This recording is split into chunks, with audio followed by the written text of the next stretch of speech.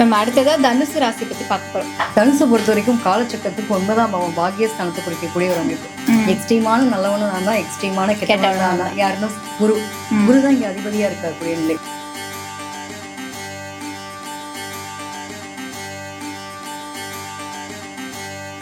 ஒரு ஜோதிடரா உங்களுக்கு அவங்களோட குணாதிசயங்கள் இதுதான்ப்பா தனுசு ராசிக்காரங்க அப்படின்னு இருக்கும் இல்லையா?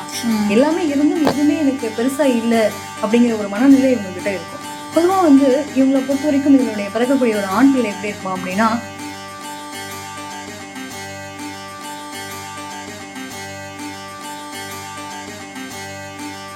ஆண் பெண் தனுசு ராசிக்காரங்களோட குணாதிசயங்கள் பத்தி எங்களுக்கு விளக்கமா சொல்லுங்க. நிறைய பேர் பார்த்தீங்கன்னா கிரியேட்டர்ஸாக இருப்பாங்க, ஆன்மீக நாட்டம், நிறைய பேர் டீச்சிங் ப்ரொஃபஷனாக இருப்பாங்க. அதே மாதிரி மியூசிக் சம்மந்தப்பட்ட விஷயங்கள், பாடல், எழுத்து, இந்த மாதிரி துறை சார்ந்த விஷயங்கள்.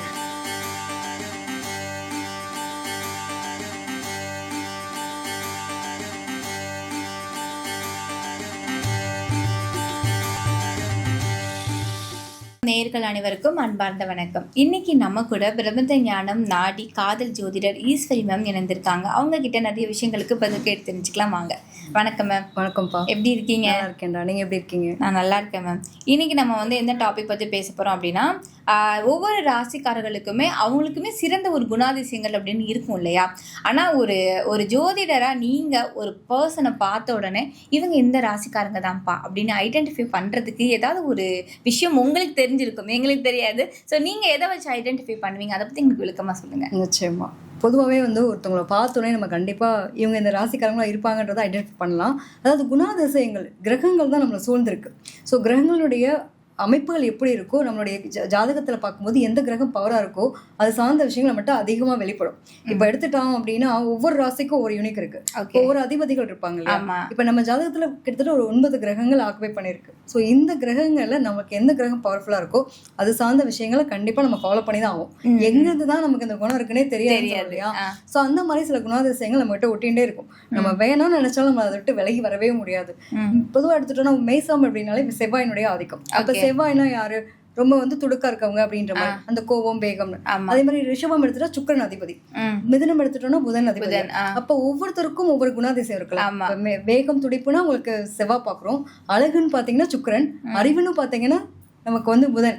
அப்ப அது மாதிரி சந்திரன் எடுத்துட்டோம் அப்படின்னா கண்பு, பாசம், கருணை. சூரியன் எடுத்துட்டீங்கன்னா ஆளுமை.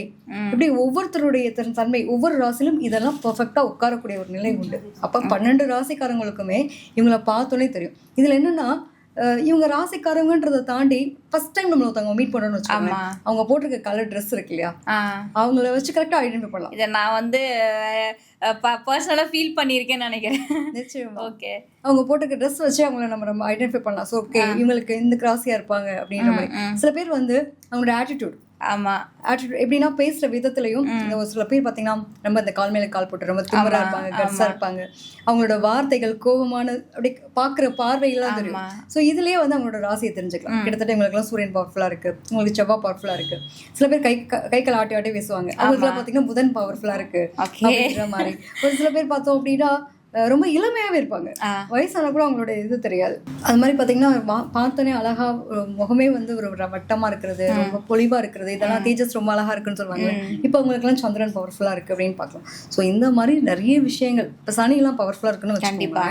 அவங்களெல்லாம் பாத்தீங்கன்னா ஒரு வயசான தோற்றம், இல்ல சொல்லுவோம் இல்லையா, இந்த இளம் வயசுலயே முதுமையா இருக்கிறது, அதாவது இளநரைன்னு சொல்லுவோம் இல்லையா, அந்த மாதிரியான விஷயங்கள்லாம் பார்க்கும்போது அவங்களுக்கு அந்த சனியினுடைய ஆதிக்கம் அதிகமா இருக்கும். அவங்களும் எப்பயுமே கெரியர் ஃபோக்கஸ் பண்ணுவாங்க, எப்பயுமே எதிர்காலத்தை பத்தின சிந்தனைகளோடயே இருப்பாங்க. என்னடா எதையோ பறி கொடுத்த மாதிரியே இருக்கு அப்படின்ற மாதிரி. ஸோ இந்த மாதிரி சில விஷயங்கள், அவங்க போட்டிருக்க ட்ரெஸ், அவங்க பண்ற ஆட்டிடியூடு, இதை வச்சு நிறைய ஐடென்டிஃபை பண்ணலாம். Okay ma'am. இப்போ ஒரு பொதுவா ஒரு ஜோதிடர் நீங்க ஒருத்தரோட குணாதிசயங்கள் இப்படி இருக்கும் அப்படிங்கிறத ஐடென்டிஃபை பண்றதுக்கு சில விஷயங்கள் சொல்லியிருந்தீங்க. இப்போ நம்ம ஒவ்வொரு ராசிக்கும் அப்படின்னு பார்க்கும்போது 12 ராசிக்காரர்களோட குணாதிசயங்கள் எப்படி இருக்கு, ஆண் பெண் 2 பேருக்கும் ஒரே குணாதிசயங்கள் இருக்கா, இல்ல 2 பேருக்கும் மாறுபடுமா, எல்லா ஏஜ் கேட்டகரியிலையும் அதே குணாதிசயங்கள் இருக்குமா இல்ல மாறுபடுமா, அதை பத்தி நீங்க பார்க்க போறோம்.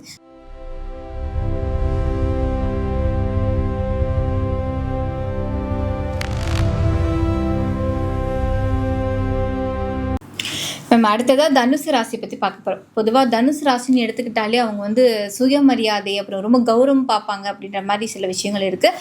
இது இல்லாமல் ஒரு ஜோதிடரா உங்களுக்கு அவங்களோட குணாதிசயங்கள் இதுதான்ப்பா தனுசு ராசிக்காரங்க அப்படின்னு இருக்கும் இல்லையா? ஸோ ஆண் பெண் தனுசு ராசிக்காரர்களோட குணாதிசயங்கள் பத்தி எங்களுக்கு விளக்கமா சொல்லுங்க. நிச்சயமா. தனுசை பொறுத்த வரைக்கும் காலச்சக்கரத்துக்கு 9ஆம் பாவம் பாக்கியஸ்தானத்தை குறிக்கக்கூடிய ஒரு அமைப்பு. எக்ஸ்ட்ரீமான நல்லவனும் நான் தான், எக்ஸ்ட்ரீமான கெட்டவனும் நான் தான். யாருன்னா குரு. குரு தான் இங்க அதிபதியா இருக்கக்கூடிய நிலை. பொதுவாக வந்து தனுசை பொறுத்த வரைக்கும் எப்படின்னா குரு தான் இங்க அதிபன். அப்போ குரு அதிபதியா இருக்கும்போது பாத்தீங்கன்னா சுயமரியாதை, கௌரவம், தான் தனக்கு தன்னுடைய நிலைகள் அப்படிங்கிறத முதல் இம்பார்ட்டன்ட் கொடுப்பாங்க. பாக்கியம் அப்படின்னப்போ ஏதோ நல்லா பாக்கியம் பண்ணிட்டு இருப்பாங்கப்பா, அதனால தான் உங்களுக்குலாம் அதெல்லாம் கிடைக்குதுன்னு சொல்லுவோம் இல்லையா? அந்த மாதிரி நல்ல விஷயமும் சரி கெட்டதும் சரி, இவங்களோட 2ஆம் இடமே சனி. எல்லாம் லேட்டா கிடைக்குது என்னத்தங்க அப்படின்ற மாதிரியான ஒரு விரக்தியோட வாழ்வாங்க. எல்லாமே இருந்தும் எதுவுமே எனக்கு பெருசா இல்லை அப்படிங்கிற ஒரு மனநிலை இவங்க கிட்ட இருக்கும். பொதுவா வந்து இவங்களை பொறுத்த வரைக்கும் இதனுடைய பிறக்கக்கூடிய ஒரு ஆண் பிள்ளை எப்படி இருப்பான் அப்படின்னா ரொம்ப பாக்குறதுக்கு தனித்துவமா தெரியும். நல்ல அதாவது ஒரு 10 பேர் போறோம் அப்படின்னா தனித்துவமா இருக்கக்கூடிய ஆளா இருப்பாங்க. இந்த பையன் இருப்பான். ட்ரெஸ்ஸிங் சென்ஸ், அழகுல இருந்து அறிவுல இருந்து எல்லாமே தனித்துவமா இருக்கும். திடீர்னு ஒரு பையன் பட்டை போட்டு வந்தானா எப்படி பார்ப்போம்? பழம் மாதிரி இருப்பாரு. நல்ல பக்திமானா இருக்கும். அப்ப அந்த பக்திமான் அப்படின்னு சொல்லும் போதே அவங்க குடும்பத்துல அதனுடைய தன்மைகள் இல்லாம அவங்க போட முடியாது. சில பேருக்கு வந்து பாத்தீங்க அப்படின்னா அவங்களுடைய வம்சாவளியிலேயே வந்து நாமம் போட்டு இருக்குது, பட்டை போட்டு இருக்கு, இந்த மாதிரி சில விஷயங்கள் உண்டு இல்லையா? சோ அவங்க உங்களுடைய வழிமுறைகளை அது அடுத்தடுத்த ஜென்ரேஷனுக்கு கொண்டு வர்றது அப்படிங்கறதெல்லாம் ஃபாலோ பண்ணுவாங்க. இப்போ நம்ம வீட்டுல வந்து ஒரு டீனேஜ் கிராஸ் பண்ணிட்டாங்க, தாவணி பவுடர் எல்லாம் போடணும் அப்படின்னா இந்த பொண்ணு அதை கண்டிப்பா ஃபாலோ பண்ணும். என்னதான் இருந்தாலும் எங்க வீட்டு ட்ரெடிஷனல் ஃபேமிலிங்க.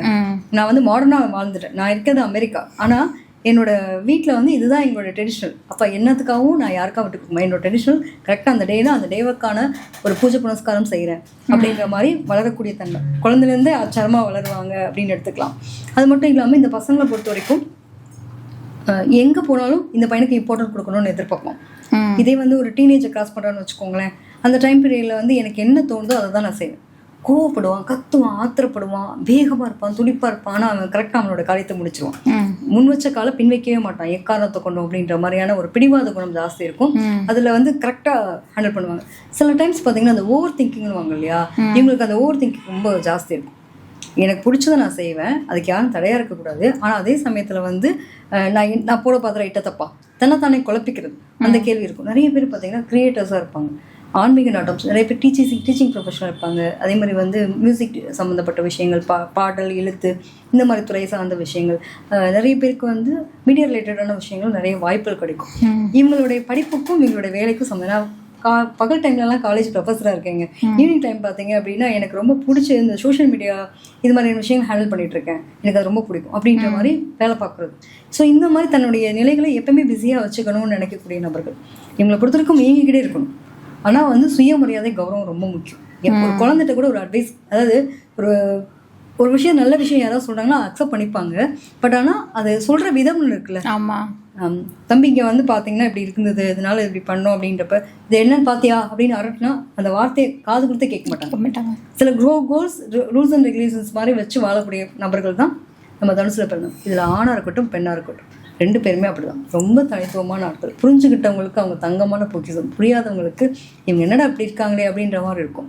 எக்ஸ்ட்ரீமான நல்லவங்க. ஃபர்ஸ்ட் நான் யாரு, எனக்கான நிலை என்ன, தனக்கு போக தான் தானமும் தரணும் சொல்ல முடியா, அந்த மாதிரி தன்னுடைய நிலை, தன்னுடைய சந்தோஷம், அதுக்கப்புறம் மற்றவங்களை பற்றி யோசிக்கிறேன் அப்படின்ற நிலையில வாழக்கூடிய நபர்கள் தான். நிறைய பேருக்கு வந்து நிறைய அடுத்தவங்களுக்காகவே நான் வாழ்றேன், என் வாழ்க்கையை நான் வாழ்றேன்னா எனக்கே தெரியல அப்படிங்கிற மாதிரி இருக்கும்.